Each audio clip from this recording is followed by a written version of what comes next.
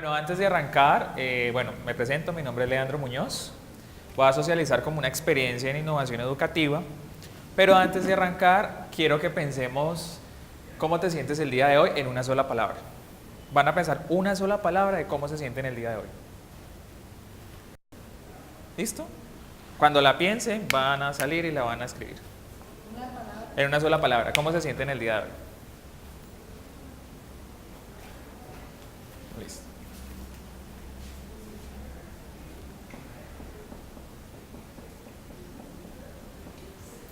Muy bien.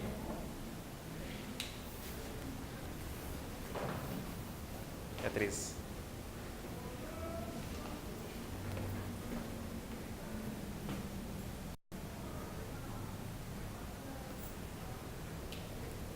Feliz. Muy bien.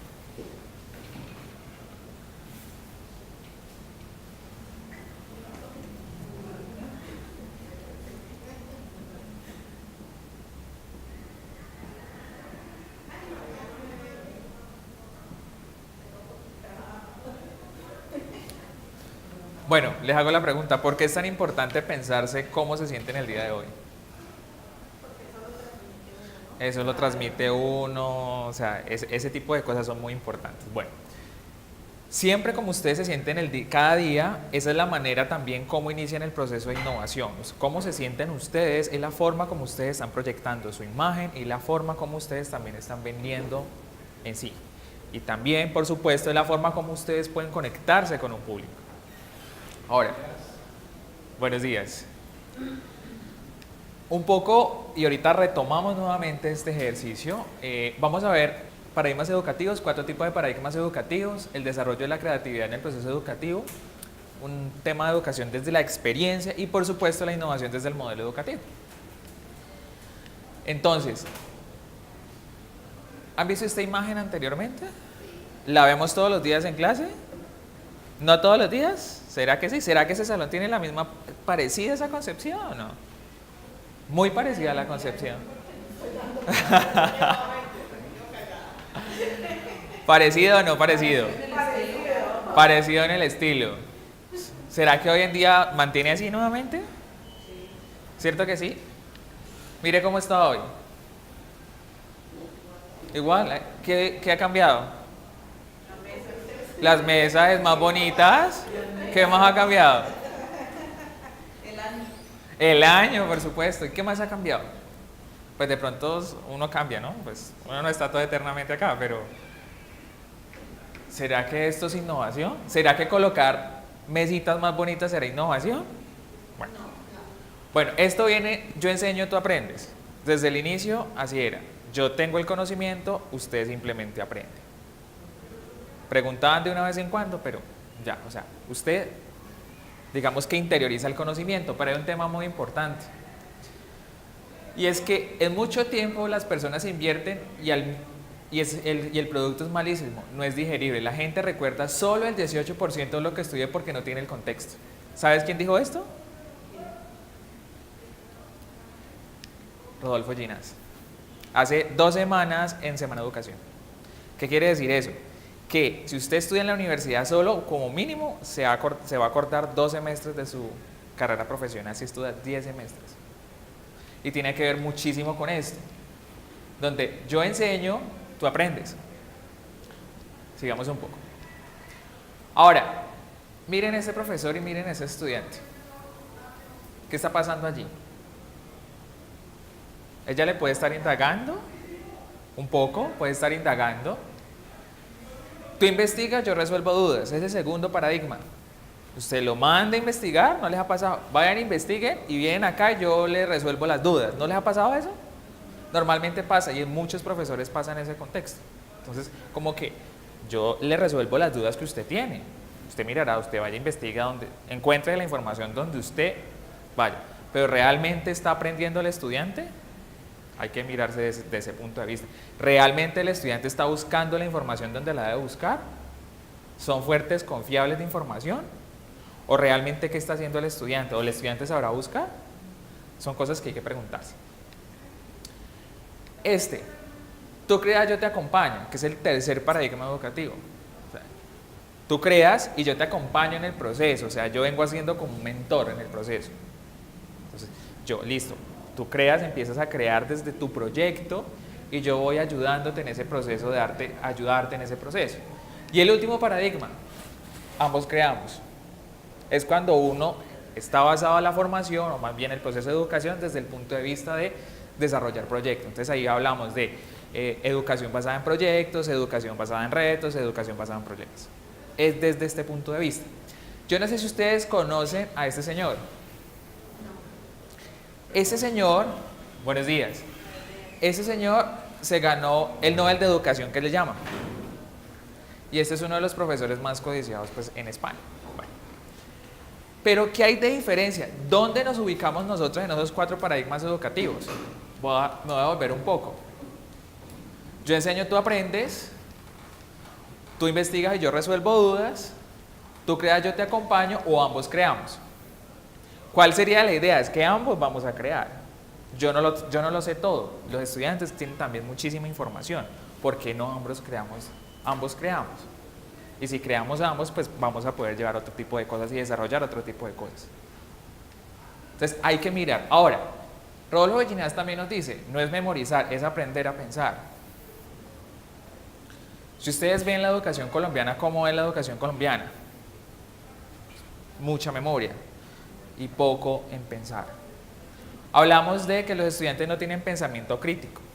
Entonces el estudiante toma un esquema, lo reproduce, pero critica ese esquema difícilmente. Dice, o yo voy a proponer algo adicional a ese esquema, por ningún lado. Ahora, si a veces propone algo diferente, nosotros como docentes le decimos no. Y de una le decimos no, no está mal. Usted tiene que seguir lo que yo le estoy diciendo. Entonces aquí empieza lo que es el seguir el paso a paso. Yo le doy al estudiante donde diga paso 1, paso 2, paso 3, paso 4. Entonces el estudiante simplemente se encarga de seguir paso a paso. Pero eso es problemático. Porque si el estudiante se encarga de seguir el paso a paso, pues el estudiante no va a ver otras cosas adicionales, no va a ser curioso, no va a ser creativo. Entonces, si el estudiante no va a ser creativo, pues seguirá en la misma lógica. Entonces, hay que salirse de esa zona, hay que salirse de ese contexto. Ahora, ¿cómo se sienten normalmente los estudiantes en el proceso de aprendizaje? ¿Se sentirán así o se sentirán así? También depende mucho del profesor, por supuesto. Pero normalmente, ¿cómo se siente? ¿De la primera o la segunda? La segunda normalmente. Usted no la ha visto. Qué aburrida esta clase. Qué pereza esta clase. Este profesor no tiene dinámica, no tiene nada. Y es normalmente, esta es la imagen que normalmente vemos en los estudiantes. Y si los estudiantes están todo el tiempo así, ¿qué estarán pensando? En todo menos en la clase. ¿Estarán aprendiendo? No. Ahora, nosotros les damos información a los estudiantes, ellos generan el conocimiento, porque el conocimiento se genera en la cabeza, de resto es pura información. Ahora, pasa mucho, la información se encuentra ¿dónde? En Google. Usted como docente, ¿qué le va a dar al estudiante además para que ese estudiante pueda desarrollar ese conocimiento? ¿Dónde va a estar ese estudiante? Entonces, si en Google se encuentra toda la información, ¿cuál es su plus adicional? Porque si no, dejemos que Google enseñe, pero es que allí Google tiene pues da muchísima información, a veces no sabemos priorizar la información o buscarla adecuadamente. Pero sí, esta es la imagen que normalmente vemos desde los colegios hasta la universidad 10º semestre. No hay ningún cambio. Y si ustedes vieron la primera imagen, son exactamente los mismos salones. Lo mismo distribuido. Yo estoy acá y ustedes están allá. No, la idea podría ser un poco diferente. Por eso Finlandia ha cambiado todo su sistema educativo y es diferente el proceso, la relación entre el docente y el estudiante y por supuesto los espacios cambian muchísimo. Entonces el estudiante se siente normalmente así. Ojalá pudiéramos llegar que el estudiante llegue a este nivel donde el profesor también pueda estar con el estudiante, pueda compartir con ese estudiante. ¿Y por qué se sienten así? ¿Se han preguntado por qué se siente un estudiante así?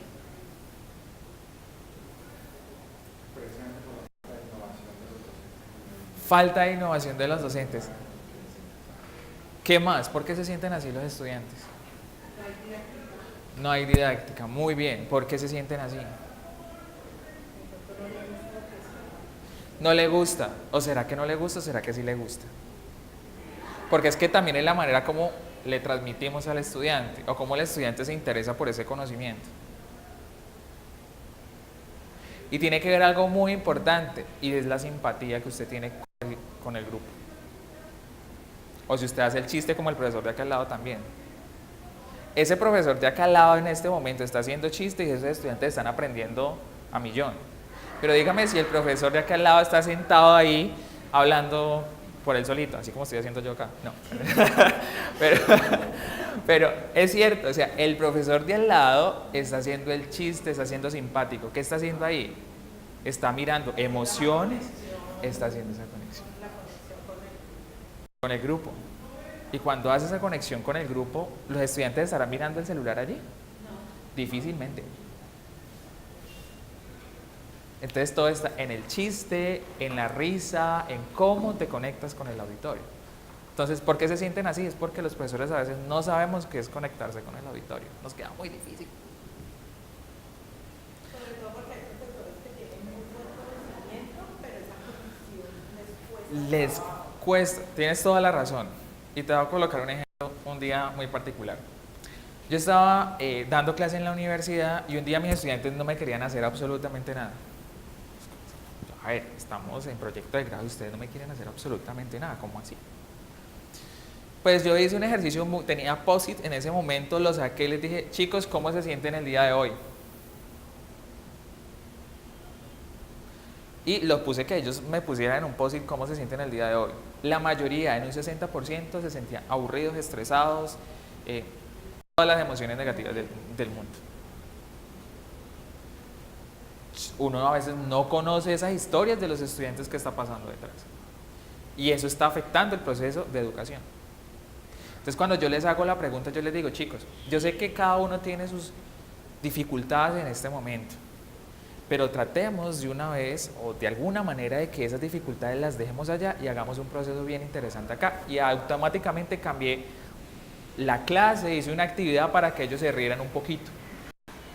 Entonces, ese profesor que hace el cambio de la vida de ese estudiante, cuando ese estudiante está ese día estresado o cuando ese estudiante está en un momento difícil y cuando le hace ese cambio, pues por supuesto el estudiante va a ser más receptivo, pero usted ya va a empezar a tener empatía con el estudiante.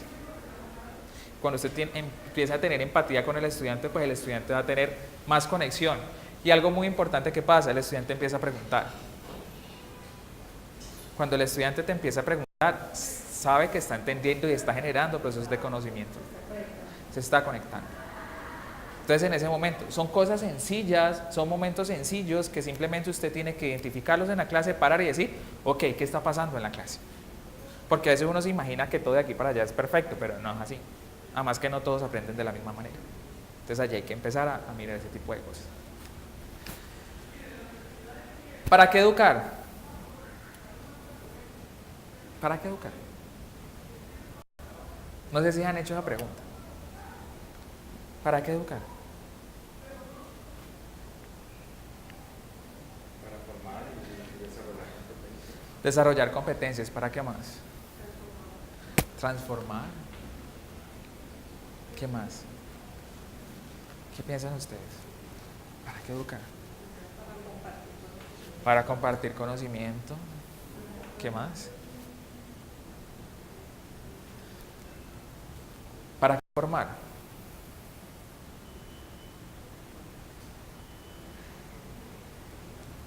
Porque una cosa es educar y otra cosa es formar.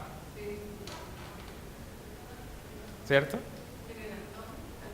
Generar cambio, claro. ¿Qué es formar y qué es educar? Ahora, ¿formar o educar? ¿Quién dice formar? 1, 2, 3. ¿Quién dice educar? Levanten la mano, levanten la mano. Educar, ok. No, ambas. Ambas. Claro, usted tiene que hacer un proceso de impartir conocimiento, no, de transferir información, generar conocimiento, pero a la vez tienes que formar a esa persona. Si yo solamente formo y no educo, pues tampoco es, bueno, la idea de la universidad es también generar un proceso de profesionalización de un estudiante, ese es como el objeto, pero allí está el quid del asunto, en ambas. Lo que pasa es que generar ese equilibrio es como un poquito complicado, pero se puede hacer. Y este es el reto de los educadores. Volviste a esta explicación de ambas, que es formar y que es educar, ¿cierto? De ambas, no. Educar es que yo empiezo a impartir conocimiento y quiero generar una profesionalización. Eso es educar, desde la forma de impartir conocimiento. Pero formar, esto ya es para la vida. Pero eso tiene que tener un tema de simpatía, de también transferir mis emociones, mis conocimientos, la forma de ser mía a los estudiantes y que el estudiante también me transfiera eso y que podamos generar conocimiento mutuo. Exacto. Son ambas cosas. Formar es como ordenar, en cambio educar es dar Como información. más información. Dar información para generar conocimiento. Entonces, no, aquí hay que hacer ambos procesos. Ni uno ni el otro. Entonces, a veces nos enseñamos acá en educar y el estudiante, la vida de ese estudiante, ¿dónde quedó? Yo no sé si ustedes han visto, yo no sé si a ustedes les pasó cuando iban a la universidad y ustedes se sentaban ahí, el profesor explicaba cosas maravillosas, pero ustedes tenían todos los días sus problemas diarios, no sabían cómo resolverlos, muchísimas cosas, y como que sus problemas se mantenían casi igual. Claro, iban llenadas de conocimiento, pero ese conocimiento, primero no sabían para qué lo aplicaban, y segundo, bueno, a los días se les olvidaba, y tercero, el tema es, ¿qué pasaba allí? ¿Dónde está el proceso? Si yo se supone que voy a la universidad también a crecer, pero a veces uno como que arrastraba todos esos problemas durante la universidad y uno dice, como que algo le hacía falta. ¿Qué está pasando? ¿Qué está pasando realmente? Entonces, a veces los profesores, nosotros los profesores nos enfocamos en acá. Y acá, ¿dónde está la conexión con ese estudiante? ¿Dónde está la conexión con ese estudiante? Eso es muy importante. Ahora, ¿cuál es el papel de la educación? Y voy a hablar de educación desde el concepto, desde educar y formar, digamos desde ese concepto. El papel de la educación es cambiar vidas. Ese es nuestro papel. Cambias, por supuesto, cambia uno, pero cambias también vidas de estudiantes. Yo hace poco hice una salida a Buenaventura con unos estudiantes, estaba en temas de procesos de comercio exterior, y los llevé. Y nos bajamos, nos reímos, jugamos, hicimos un poco de todo. Fuimos allá al puerto, nos reímos, tomamos fotos, todo, y quedaron encantadísimos. Y aprendieron muchísimo, hicieron preguntas a todos los profesores, le hicieron preguntas al señor que era una hora, nos demoramos casi 2 horas y media. Claro, en mi clase hicimos todo un proceso, pero cuando yo lo llevé a la vida real y preguntaron, y profe, ay, profe, ya me acuerdo que es lo que estábamos viendo en clase, pero profe, esto y lo otro, y empiezan ese proceso, pero también el tema de la recocha, el tema de compartir, el tema de almorzar juntos, el tema de todo eso, pues ayuda muchísimo. O sea, eso es más valioso que todo el semestre junto, incluso. Porque aprendieron desde otra dimensión, vieron, además están viendo el contexto. Y ese contexto es muy importante. A veces damos procesos de educación, pero no damos el contexto. Entonces como que la información quedó por ahí en el aire. Pero hay algo muy importante con esa visita, es que si nosotros empezamos a hacer un poco el tema más práctico, un poco el tema contextualizado, pues el estudiante va a aprender un poco más. No solamente va a llegar a que se haya información, no. Y si el estudiante empieza a aprender más y empieza también a mostrar su emoción, hay algo muy importante, es que el estudiante te va a recomendar esa institución. Mire, vaya allá porque allí le enseñan lo que es eso. Vaya allá porque allá te enseñan no solamente, sino que te abren un mundo de posibilidades. Y cuando el estudiante se siente bien desde la emoción, por supuesto decir, allá es. Y va a recomendar la institución a diestra y siniestra. Y si lo vemos desde el punto de vista de cliente, nuestros mejores clientes son esos estudiantes que están acá. Y los que van a traer nuevos clientes son esos estudiantes. Pero si yo solamente me empiezo a educar, en yo solo transmitir información, pues el estudiante no, pues es que allá en la universidad no va a tener una buena experiencia. Todo tiene que ver con experiencia. Ahora, ¿qué es creatividad? Creatividad tiene que ver con este bombillito, con esas ideas. Que esas ideas me pueden llevar a nuevo conocimiento, por supuesto. Pero ¿por qué es importante esta palabra creatividad en el proceso formativo? Porque esta palabra es importante. Porque realmente el ser humano es creativo en su esencia. Porque lo importante es eso, pienso yo que lo que hay que llevar al estudiante, por decirlo así, es que él construya su propio conocimiento a partir de lo que está dando, de lo que está viendo, de lo que está viviendo. Es eso. Por supuesto que es eso. Steve Jobs, el gran Steve Jobs de Apple, ese señor tenía ideas de lo que quería en su vida, de lo que quería desarrollar y empezó por acá a desarrollar, a probar, a revisar, a mirar, a organizar, volver a probar y todo eso. Esto es lo que al final, dentro de todo el proceso de educación, debemos también elaborar de nuestros estudiantes. Porque si el estudiante llega, recibe información y responde un parcial y sacó 5, o sacó 3, o sacó 2, ahí no pasó nada. Yo lo que quiero es que al final el estudiante me diga, ok, ese estudiante me hizo esto, me hizo lo otro, lo pudo o no lo pudo vender, ya es otra cosa, pero si lo puedo vender supremamente porque podría ser empresario, pero en la medida que ese estudiante empieza a crear y crear cosas, Cali no sería como está hoy. Cali sería un poquito más allá. Esta ciudad depende de nosotros mismos. Si vemos Medellín es porque la gente se sentó a... Claro, hubo muchas dificultades en su momento, pero hay gente que se sentó a imaginarse el asunto y a estar allí escribiendo, a estar tocando puertas permanentemente porque tenían otra concepción. Es malo hacer esos comparativos, pero es un poco así.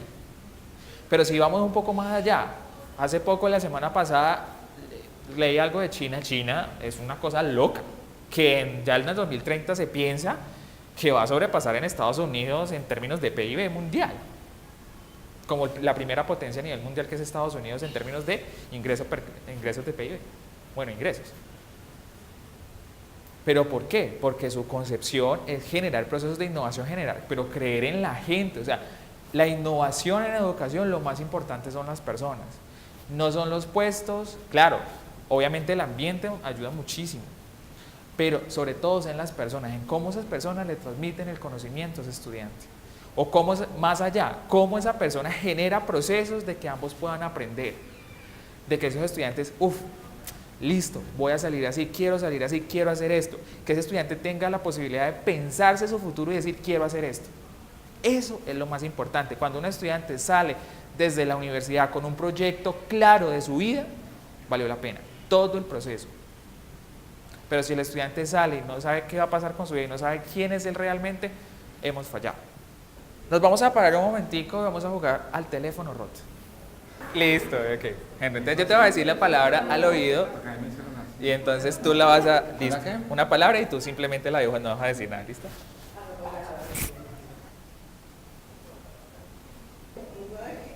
La palabra es súper sencilla.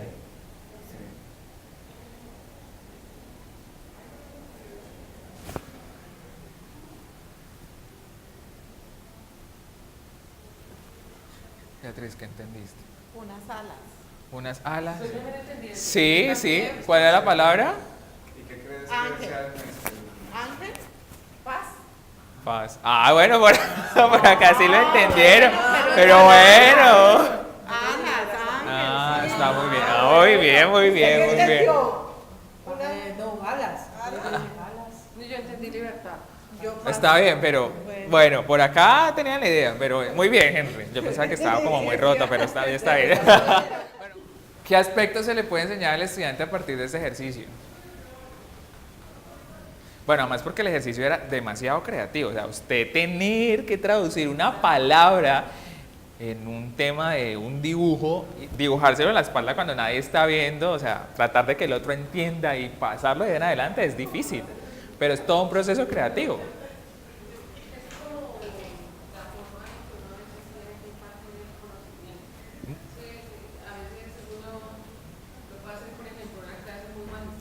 Ajá.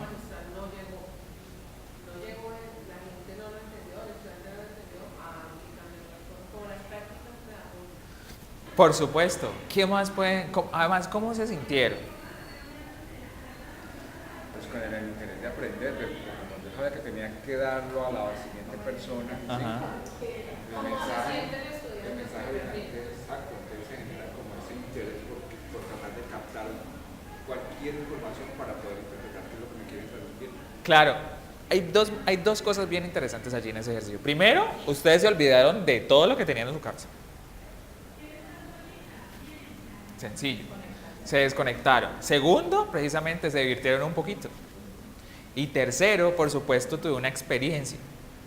Esa experiencia de aprendizaje es muy importante para el estudiante. Porque esa experiencia de aprendizaje es realmente lo que le va a quedar al estudiante. Y por supuesto, todo lo que acaban de decir ustedes es pertinente, supremamente pertinente para este ejercicio. Normalmente a veces transmitimos información, pero esa información no llega.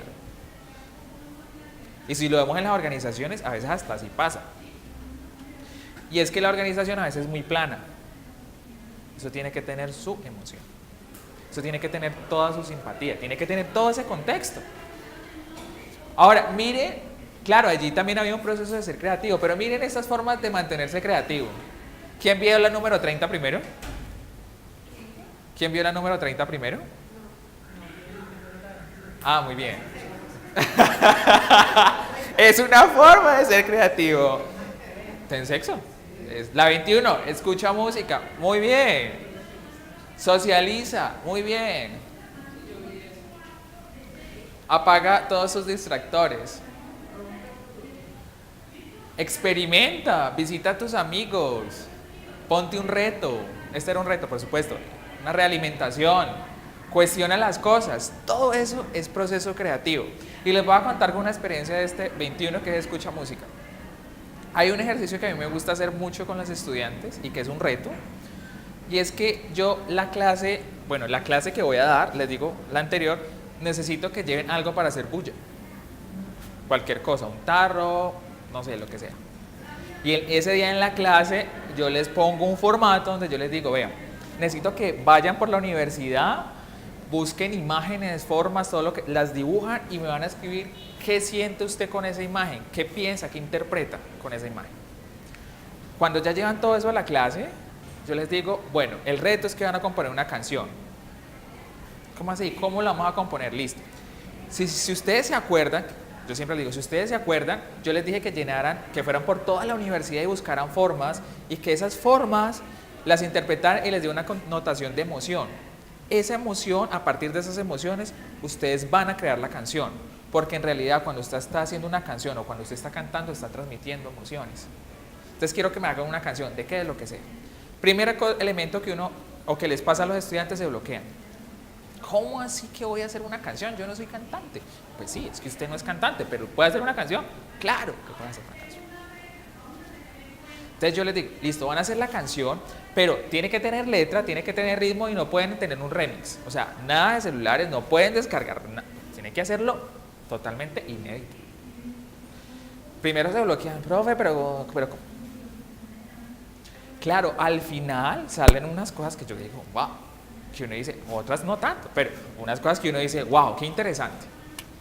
¿Por qué interesante? Porque tuvieron que salir de su zona de confort, experimentar otras cosas que normalmente no han hecho y decir, wow, yo puedo hacerlo. Y lo hizo, y lo hacen. No van a quedar perfectas, pero lo tienen que además cantar en frente de sus compañeros. Yo les digo, grábense porque después ustedes se van a reír de eso, pero es un proceso creativo. Es un proceso que tienen que generar ideas, además adaptar todo lo que tienen y montarlo allí y cantar la canción y tocarla. Entonces cuando el estudiante hace eso, wow, todo eso ha sido parte de una experiencia y esa experiencia es lo que el estudiante dice, wow, qué rico sentir esto, qué rico poder cantar esto, qué rico, imagínense un concurso de que todo el mundo haga un reto y que cante todo el mundo en un auditorio sobre su experiencia. Esas experiencias son importantes hacerlas. Fue mejor ese ejercicio que me lleva toda una clase que toda la clase diciéndole que es creatividad al estudiante. Porque él ya lo está comprendiendo desde su experiencia propia. Claro, todas estas son formas que uno puede tener y como por ejemplo, ve al teatro. Yo puedo hacer una clase de creatividad o una clase de lo que sea en un teatro. Va a ser una obra de teatro también. Yo puedo mirar, emular de estas muchísimas cosas para que el estudiante pueda hacer otras cosas. Y en la medida que el estudiante empieza a hacer cosas, hay algo bien importante. Y empieza a tener autoconfianza. Los estudiantes no tienen autoconfianza. ¿Y por qué no tienen autoconfianza? Por muchas razones. O por la familia, o por la sociedad, es que usted tiene que hacer lo que digan los demás, bueno, muchísimas cosas. Entonces el estudiante a veces les da miedo a hacer cosas. Yo no sé si ustedes han visto a sus estudiantes, pero algunos tienen muchísimo miedo. Y piensan que se van a equivocar, y uno dice, el fracaso es malo. No, el fracaso no es malo, el fracaso es muy bueno en el proceso de formación o de educación más bien. ¿Por qué? Porque el fracaso me permite aprender. Así lo haga mal, pero lo hizo, no hay problema. En este espacio yo me puedo equivocar. Entonces, cuando el estudiante empieza a experimentar ese tipo de cosas, y cuando el estudiante ya empieza a ver que puede crear, que puede hacer no solamente una obra de arte, puede hacer también una canción, puede hacer cualquier cantidad de cosas, y él mira toda esa trayectoria y diga, bueno, yo puedo hacer cosas, ¿por qué no puedo hacer otras cosas? Por ejemplo, crear mi propia empresa, empezar a eso. Al final todo está acá, las ideas de ese estudiante todas están acá, en la medida que él se sienta con la capacidad de tener confianza en sí mismo, él va a decir, ok, lo puedo hacer. Me voy a equivocar, no importa, pero lo voy a intentar por lo menos. Y al final les voy a mostrar una frase que es muy importante. La creatividad es inventar, experimentar, crecer, tomar riesgos, romper reglas, cometer errores y divertirse. No importa, ustedes allá cometieron los errores, pero se divirtieron. Y eso es parte de la vida. Ese es el proceso, a veces nos olvidamos de la vida misma. Otro proceso que normalmente hacemos también en un momento es volver a ser niños. ¿Ustedes cuándo no han vuelto a ser niños? Uno crece y después dice nunca, a no ser de que tenga hijos. Bueno, a veces con los hijos pues uno está trabajando y no puede tampoco jugar. Pero los que tienen hijos de pronto vuelven a ser un poco niños. Pero los que no tienen hijos, usted no vuelve a ser niño por ningún lado. Y esa es la experiencia. Yo no sé si ustedes se acuerdan cuando estaban niños, cuando jugaban con muñecos, muñecas o carritos. ¿Se acuerdan de eso o no se acuerdan de eso? Claro. Yo jugué hasta los 14 años con carros. Y yo me acuerdo que yo me imaginaba cosas, o sea, la película Hollywood le quedaba pequeño a eso. Porque yo jugaba y jugaba por horas y horas y me acuerdo de eso. Y esa experiencia de imaginarme cosas, yo decía, wow. Imagínese usted grande poderse imaginar todo ese tipo de cosas y hacerlas y tener la capacidad de hacerlas. A veces son un poco difíciles más que otras, pero hacerlas. ¿Usted no se sentiría motivado? Claro. Y que el estudiante se pueda sentir motivado para hacer ese tipo de cosas, claro. Entonces, pues, despertar al final la creatividad es despertar ese niño que uno tiene dentro. Al final es eso. Y experimentarlo y crear cosas. No que uno llegue al trabajo, hay otro día más. Que uno pueda ser un poco feliz por ese tipo de cosas. ¿Qué impide la innovación en la educación? Por supuesto, el miedo. A veces nos da miedo como profesores fracasar delante de los estudiantes. No, fracase. A veces como profesores nos pasa eso. Fracasemos un poco de vez en cuando. No salió, muchachos, esto no salió hoy, otro día saldrá. ¿Por qué? De pronto metí la pata o hice algo que no debía. Pero de pronto hasta se aprende desde ahí. Pero nos da miedo también avanzar un poco y hacer cosas diferentes. Entonces hacemos la clase y la seguimos reproduciendo semestre a semestre igual. Pero es que semestre a semestre los estudiantes cambian, los contextos cambian, todo cambia. Claro, hacerlo diferente, cada semestre pues implica volver a revisar el material y meterle más cositas. Pero es ese miedo que a veces tenemos allí como de hacer cosas diferentes. Además, porque ¿qué dirán de nosotros? ¿Será que sí? ¿Será que no? A veces a mí me pasa mucho, yo tengo miedo para hacer cosas diferentes. ¿Qué dirán de mí los profesores, los demás profesores? Y a veces me critican, pero eso es parte del proceso. Por supuesto, ¿qué impide hacer la innovación?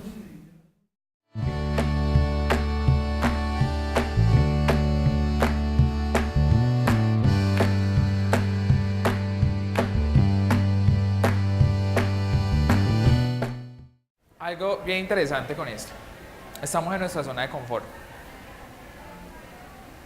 Yo no sé si ustedes se han puesto a ver, todos los profesores manejamos casi la mayoría las mismas formas, la clase tradicional es muy parecida, todos ponemos exposiciones, hacemos una cosa, hacemos la otra, pero es muy parecido todo. ¿Por qué no poner a hacer un juego a los estudiantes? ¿Por qué no hacer otra cosa? Nos da miedo a esto y no salimos de esta zona de confort tampoco.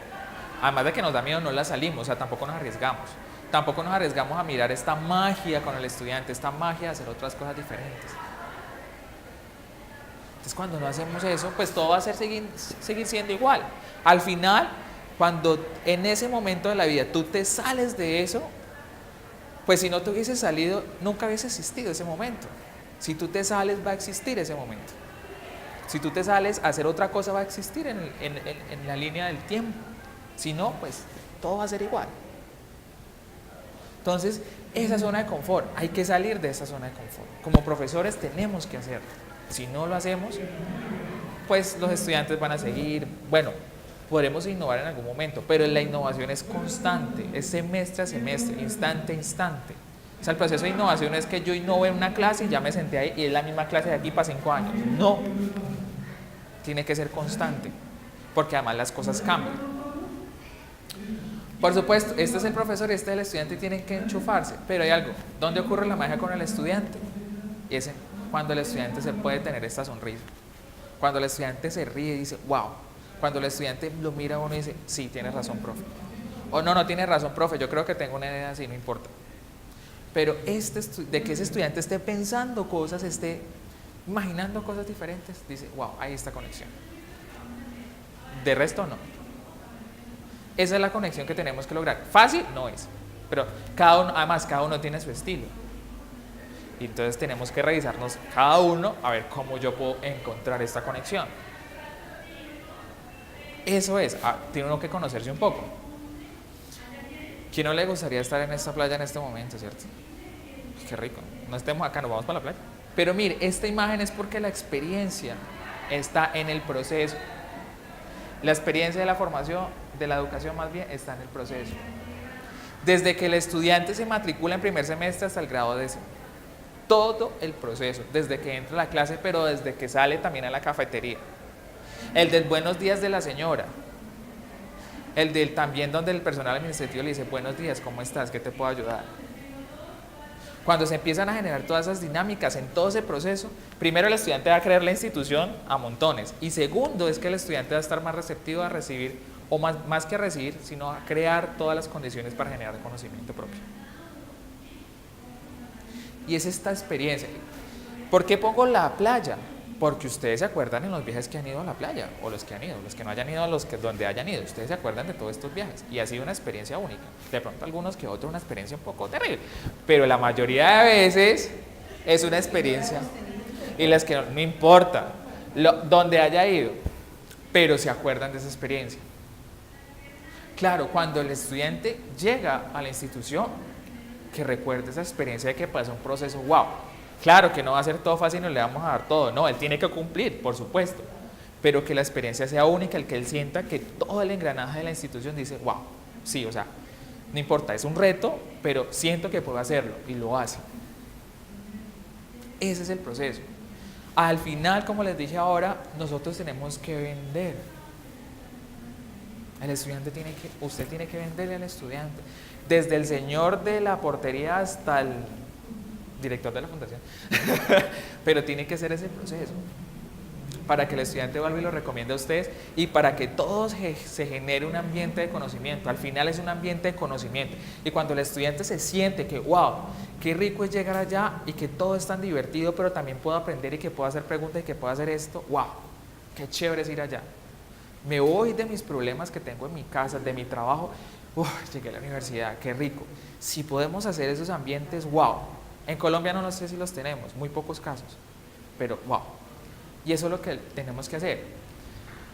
Y la emoción, por supuesto, en el proceso educativo. Yo no sé si ustedes vieron esta película, Intensamente. Y ahí está. Todos tenemos estas emociones en alguna parte del proceso de educación. Pero wow, qué chévere es.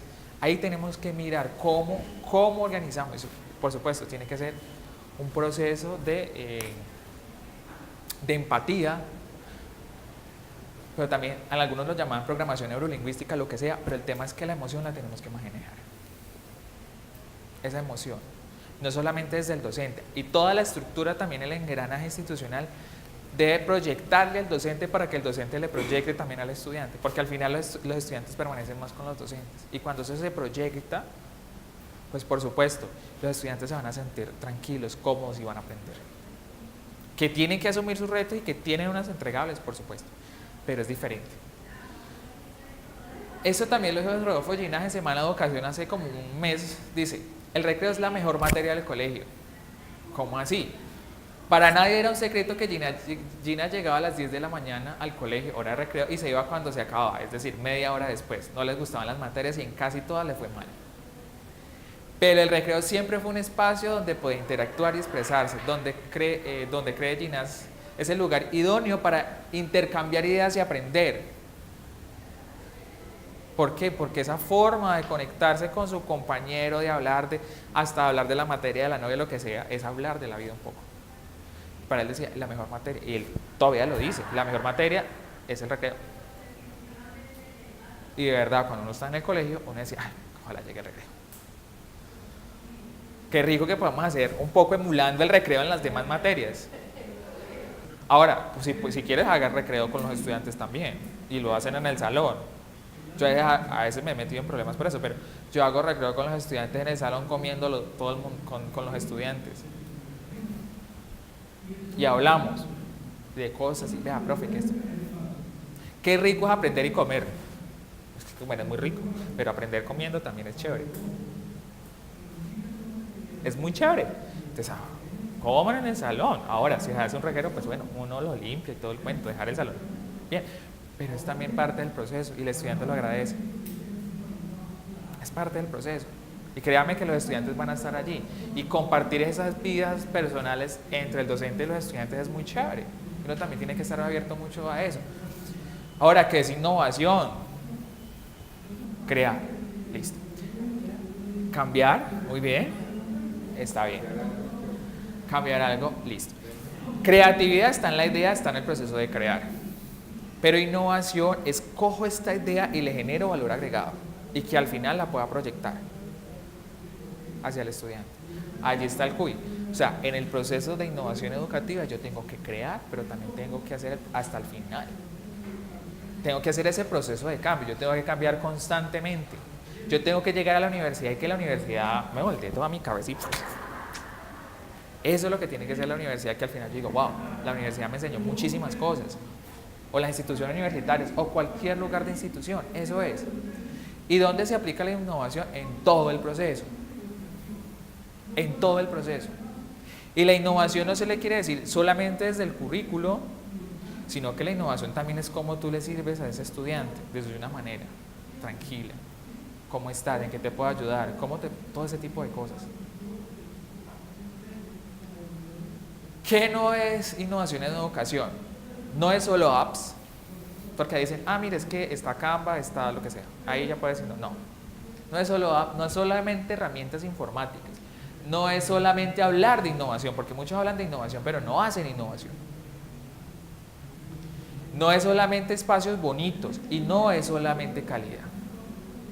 Todo esto, claro, ahí está todo el proceso, pero no es solo eso. Y las instituciones a veces caemos en el juego de la calidad donde dice, con eso estamos innovando. Y, La innovación está en todas las personas que están dentro de esa institución, allí. Y a partir de eso, todo esto.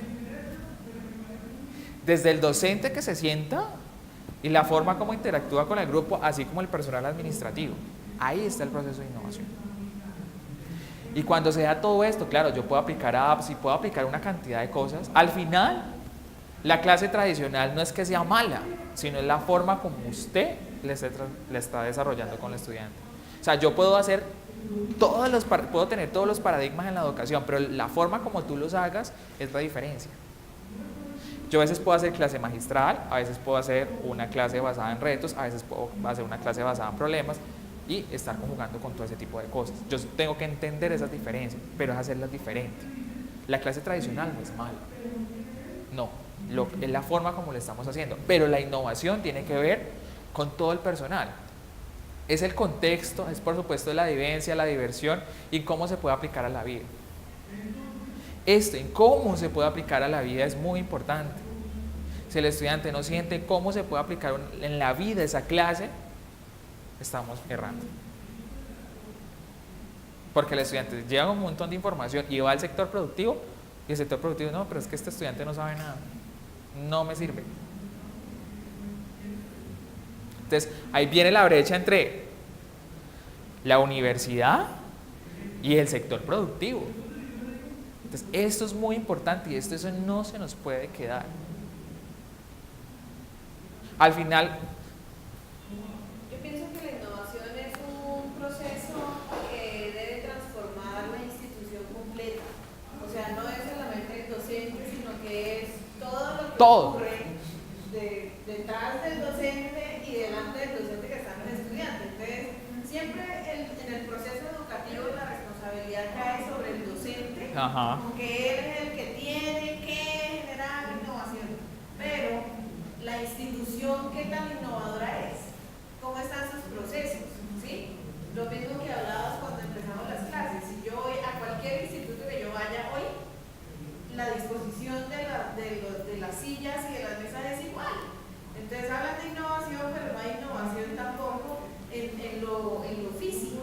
¿Sí? Entonces ahí es donde empieza a jugar todo lo que tiene que ver con, ok, queremos innovar, pero ¿cómo innovamos desde adentro nosotros? Que cuando el estudiante llega, wow, esta vaina cambió total. O listo, la clase no es acá, la clase es afuera. Vámonos a la calle. ¿Sí? Entonces ahora que hablabas, por ejemplo, del recreo, con mis estudiantes que tuve, es la primera vez que trabajo acá, entonces veíamos eventos. Y un día salimos del profe, bueno, vamos. Entonces nos fuimos caminando.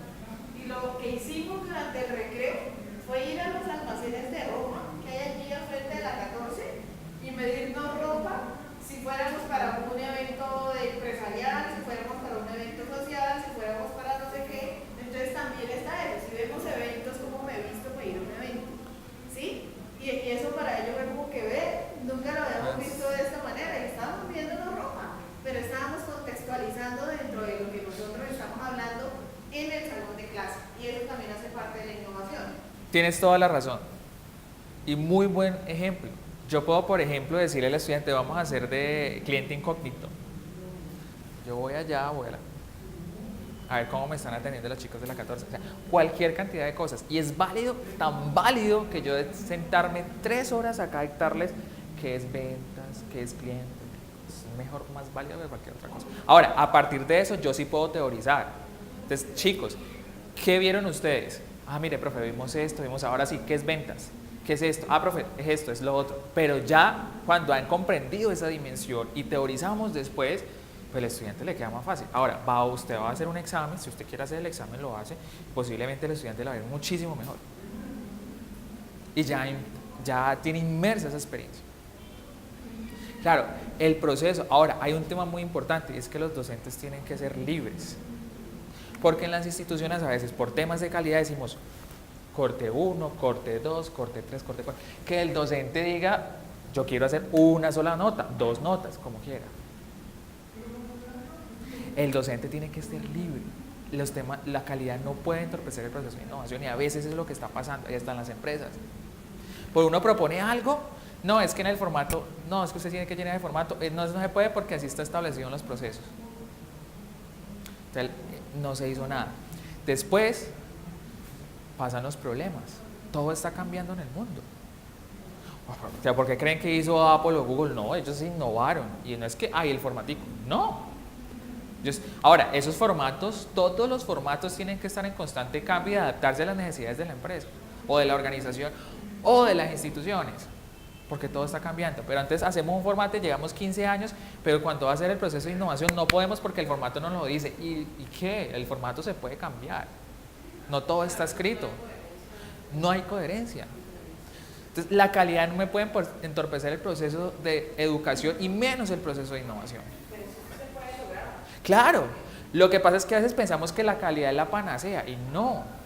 La calidad me tiene que permitir a mí generar los procesos, apoyar los procesos. Claro, obviamente en algún momento del tiempo pues tengo que proyectar la calidad pues para tener unos estándares mínimos porque tampoco todo me puede variar, pero eso sí tiene que estarse revisando constantemente. Pero créanme, los estudiantes están en la calle, ustedes les preguntan cuando estén afuera, ¿qué es lo más importante que usted aprendió en la universidad? Cuando fuimos a la 14, cuando fuimos a medirnos ropa, cuando fuimos a esto, cuando fuimos lo otro.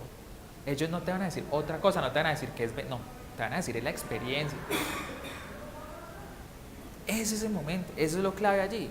Ahora, que va a haber también espacio en el salón, que vamos a estar en el salón, por supuesto, pero que todo pueda ser dinámico y que el profesor tenga el criterio de cómo quiere manejarlo. La calidad no me puede entorpecer el proceso. Eso es un error. Y dar libertad hará que los cerebros de los niños no se dañen. Y lo dice Rodolfo Ginás. Yo no me lo estoy inventando, él lo está diciendo él, que es neurocientífico.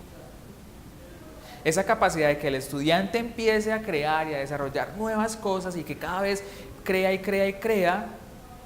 Si ustedes ven los emprendedores, es que el tema, por ejemplo, Steve Jobs, él creó y creó y tenía una concepción y se falló y falló y falló hasta que al final salió. Si ustedes ven el proceso de ventas de Apple, creo que si no estoy más, desde el 74, bueno, no recuerdo exactamente la fecha, hasta el 96, digamos que las ventas no eran altas, se mantenían constantemente bajas, como 20 años de ventas bajas en Apple. A partir del 96, cuando salió el iPod Touch, empezó a treparse una cosa impresionante. O sea, uno cree que es que la innovación, listo, no, lo vamos a tener inmediatamente, no. Mire, 20 años sin ventas mayores, y solamente a partir del 96, a partir de una innovación, fue que empezó a tener Apple ganancias. Y después vino el iPhone y todo lo demás. Ahora es una compañía que vale más de $1 billón, casi 2.5 veces el PIB de Colombia.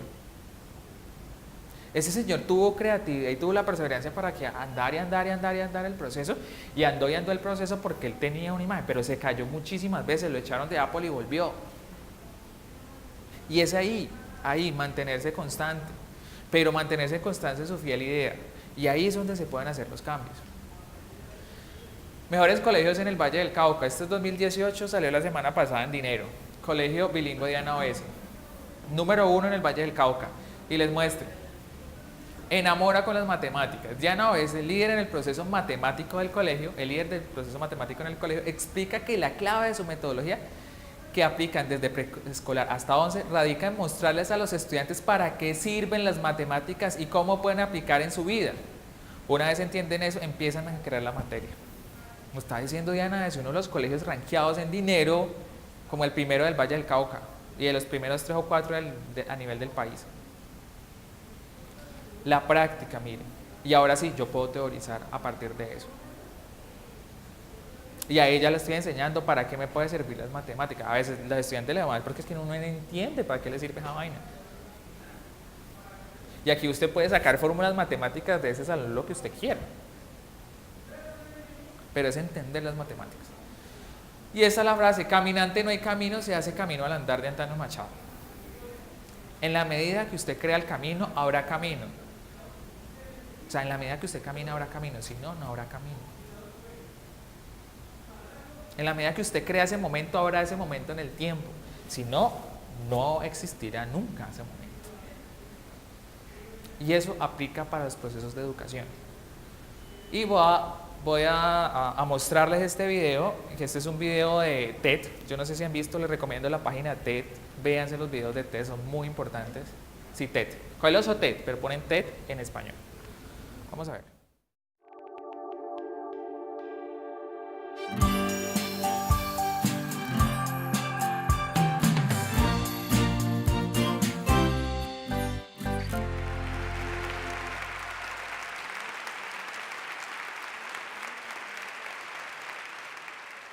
Era 1993. Estábamos ante una posible guerra. Yo era el ministro de Trabajo de la Argentina. Recuerdo largas horas de reunión con el presidente, con el resto del gabinete, pensando qué políticas articular para sacar al país adelante, para mantenerlo en paz. Mi desafío como ministro de Trabajo era mantener el nivel de desempleo lo más bajo posible. Me reuní con sindicatos, me reuní con empresas. Fue muy duro. Fue muy difícil, pero lo logramos. Esta es una foto de mi paso por el gobierno. Acá está tu ministro de Trabajo. En 1993 yo tenía solo 15 años. Y esta experiencia se la debo a Hernán, mi profesor de educación cívica de tercer año del secundario.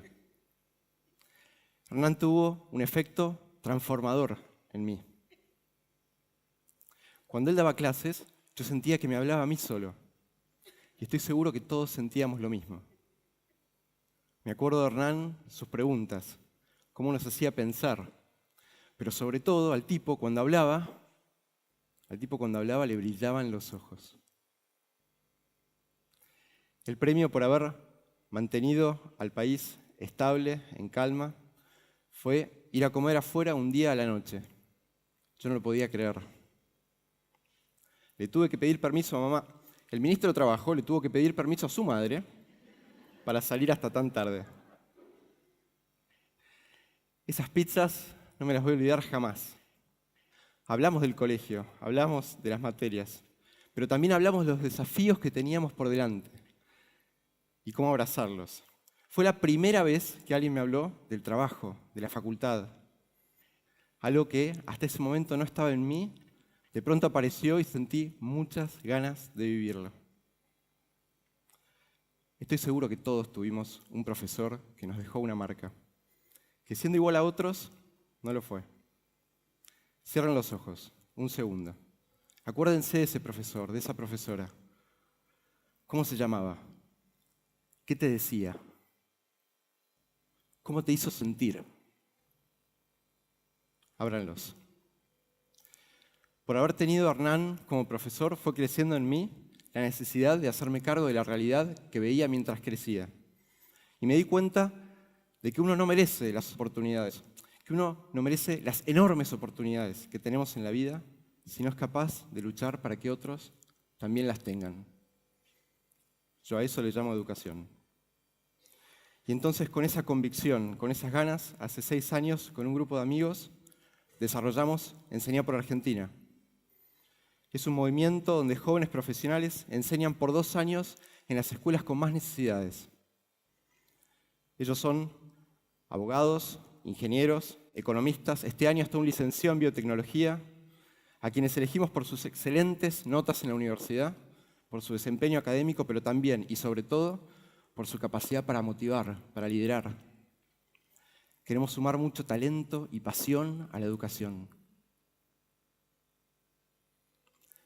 En estos años que llevo caminando la educación, me di cuenta de que hay algunas características comunes que hacen a estas personas especiales, como Hernán, como los profesores en los que pensamos recién.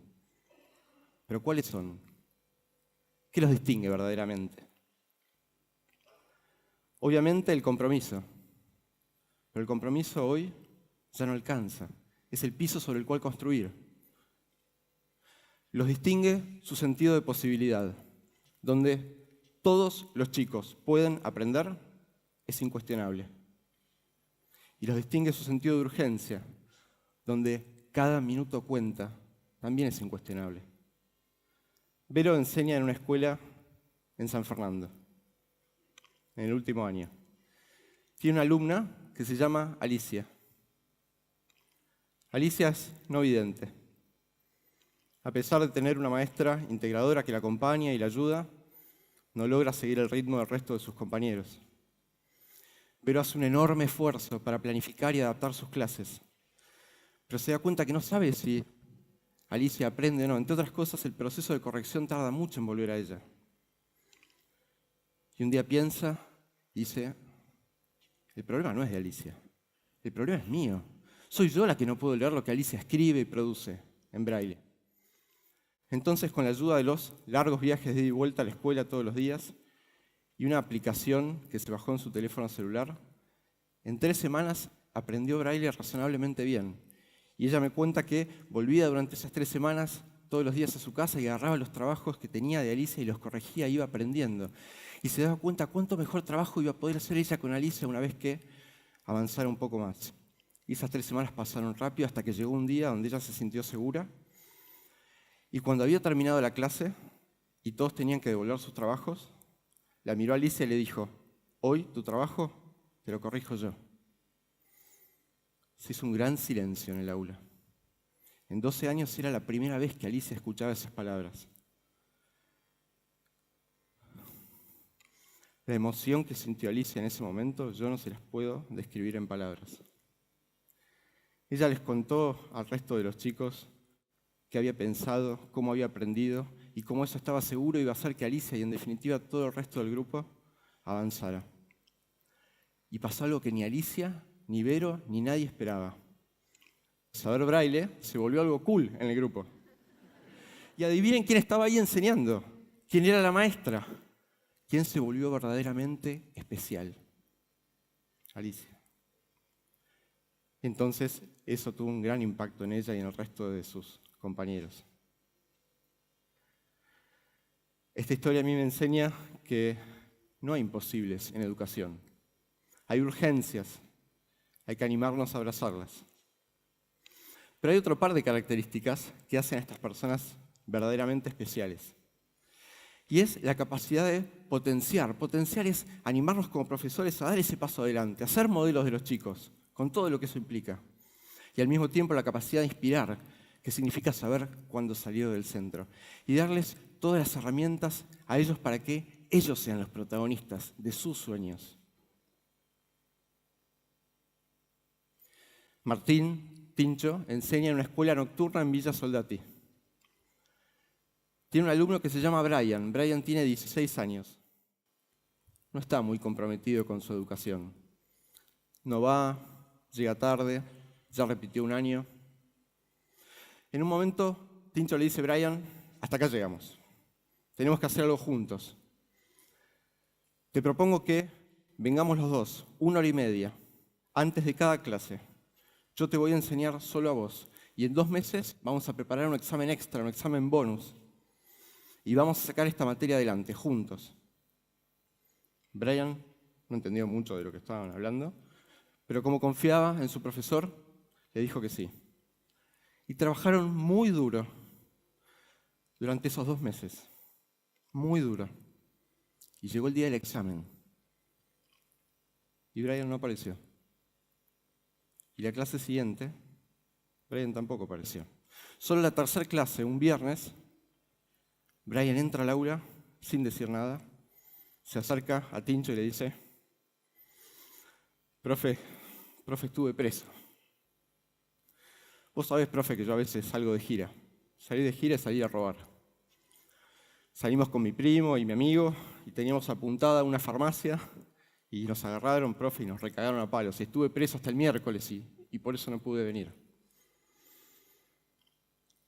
Entonces, Tincho lo primero que le dijo es, está muy mal lo que estás haciendo.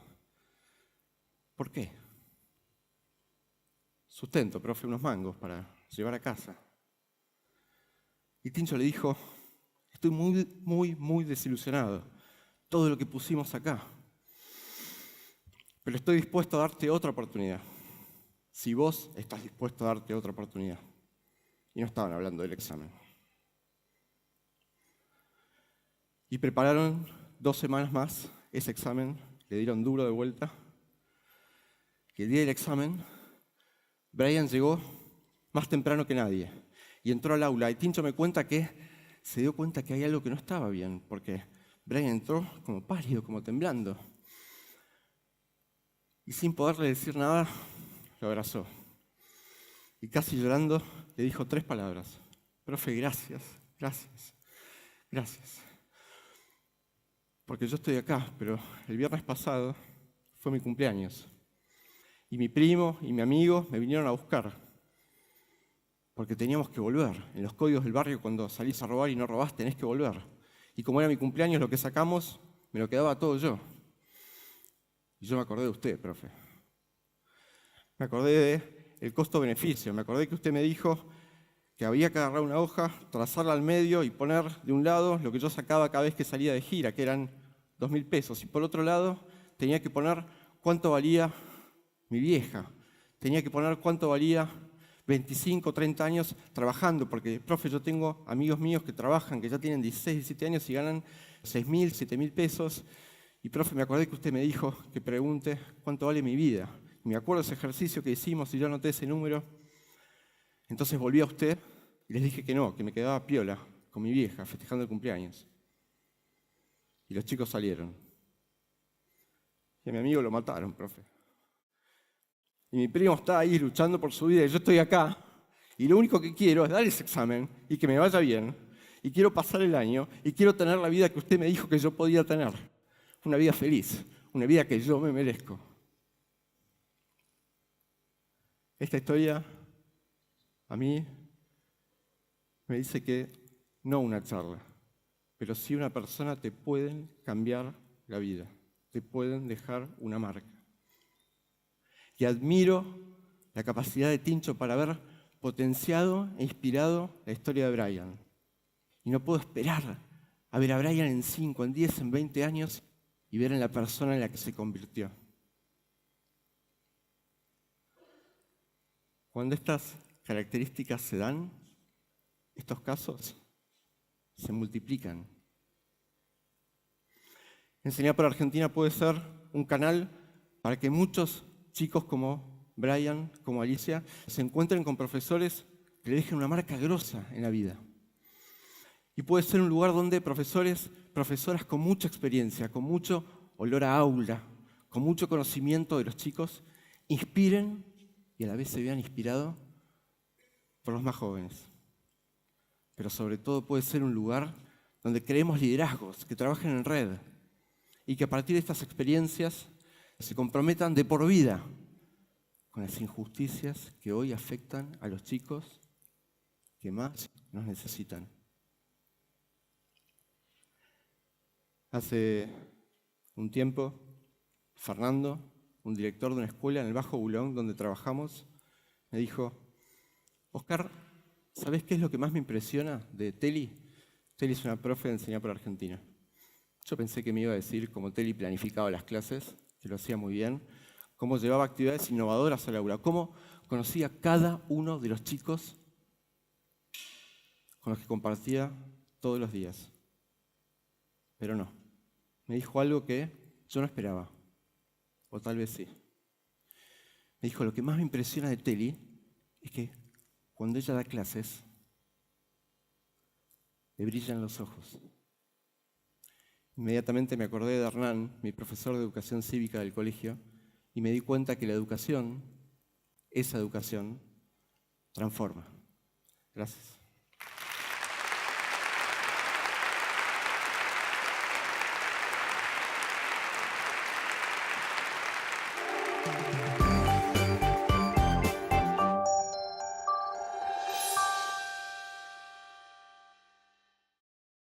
El video, pues sí, por supuesto, es muy emotivo, pero lo más importante es hacer ese proceso de transformación, no solamente desde el docente, sino todo el engranaje institucional, porque usted, profesor o profesora que está allí sentado, puede transformar vidas.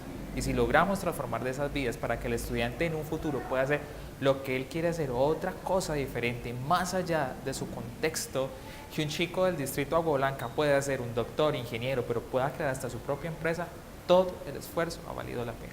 Pero eso tiene que tener engranaje institucional y, por supuesto, pasión desde el corazón del docente. Si no, no se hace nada. Yo les agradezco mucho. ¿Preguntas? ¿O quedaron en shock? Bueno, eso es parte del proceso. Muchas gracias. Muchas gracias a ustedes.